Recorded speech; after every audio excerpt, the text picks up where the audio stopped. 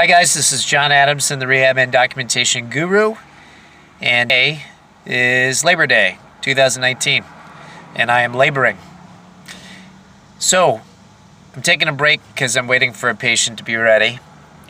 And I wanted to talk a little bit today about what I've already alluded to, mostly for the SNF therapist, but something that we can expect probably over the next few years that's going to significantly impact job availability, salaries, things like that. So even today, we are experiencing a need for therapists. There's still a good amount of jobs. I don't know about you, but I'm still inundated with lots of advertisements for jobs for physical therapists out there. And I'm going to assume, depending on the market that you're in, that you're going to see the same for OTs and speech. In fact, it does seem to be kind of market-driven, depending on the geographical area you're in. But I'm firmly convinced that we are going to see a significant decline in job availability over the next few years.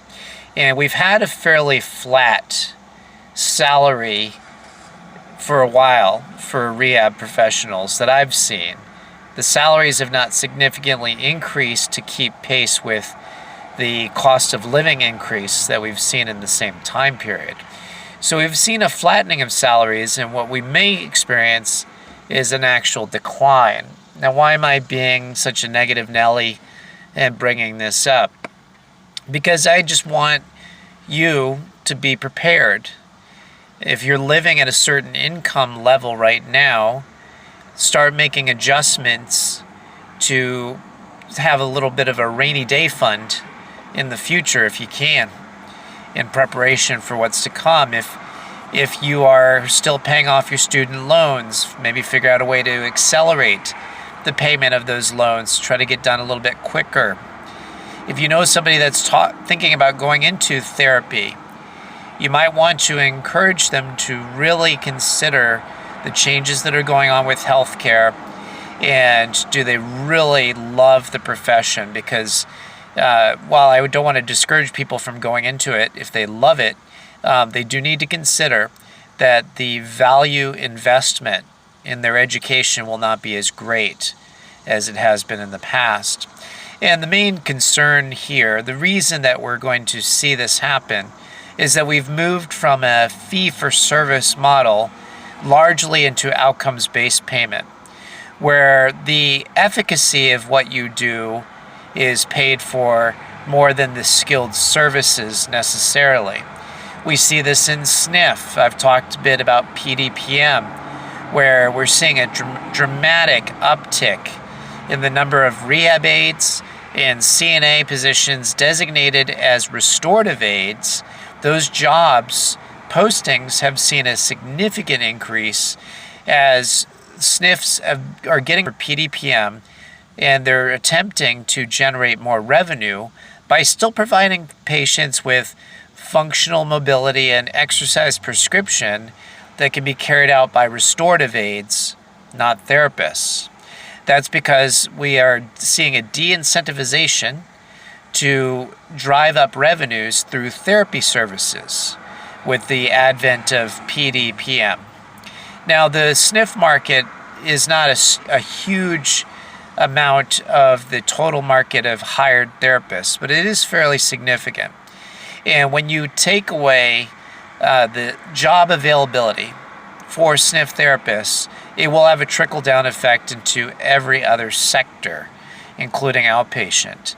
And outpatient right now is trending as therapist salaries out there, with pediatric outpatient being probably one of the lowest that I've seen, and to some extent acute care.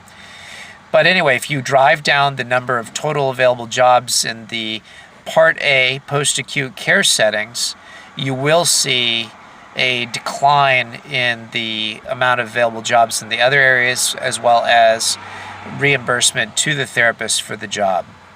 So why am I saying this? Again, it's just to help you prepare for the future.